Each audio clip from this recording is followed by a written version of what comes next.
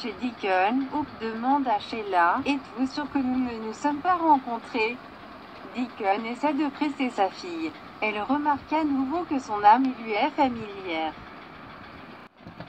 Chez Brooke, Ridge tombe sur elle et Liam discutant de la présence de Douglas au manoir Forrester et aboie. Bien sûr, il s'amuse, il est avec son père.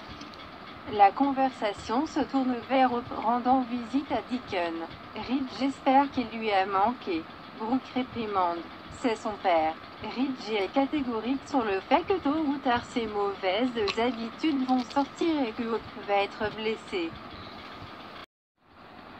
Chez Forrester Créations, Quinn et Zand associent des bijoux à ses créations. Il se complimente et Zand lui dit que son talent brille de mille feux.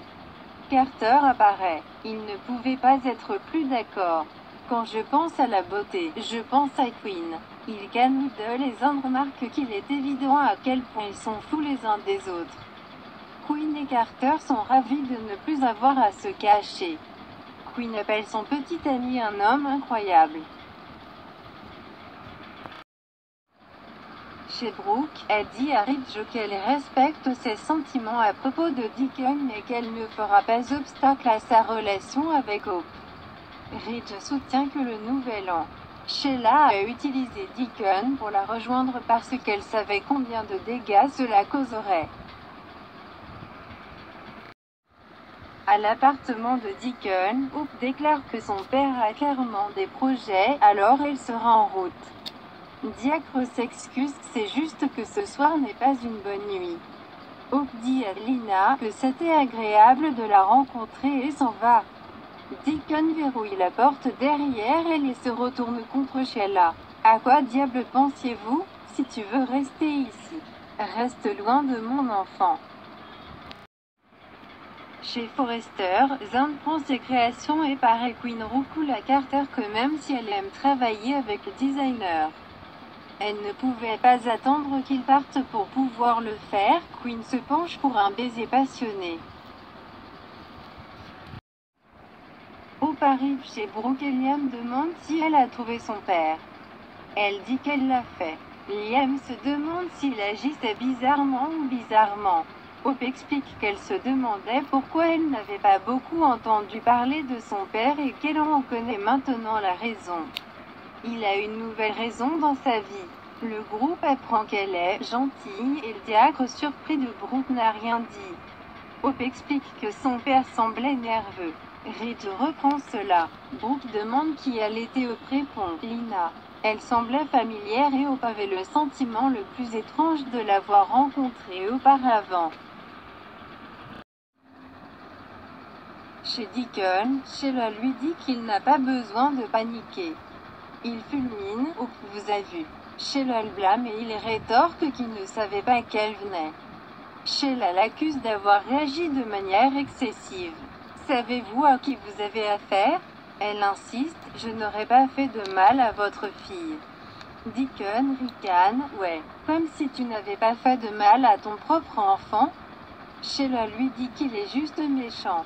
Deacon lui ordonne de ranger ses affaires et de sortir de là. Toute cette histoire de colocataire est tout simplement trop dangereuse. Sheila dit à Deacon de se ressaisir, mais il fulmine, et si Hope t'avait reconnu? Sheila insiste sur le fait qu'elle avait tout sous contrôle.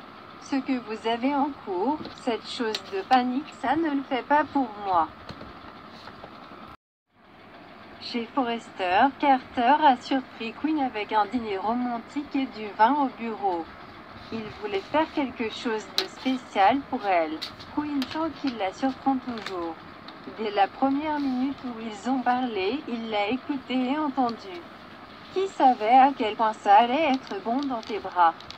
La seule chose qui la surprend toujours, c'est qu'une femme comme elle puisse avoir la chance d'avoir un homme incroyable comme lui.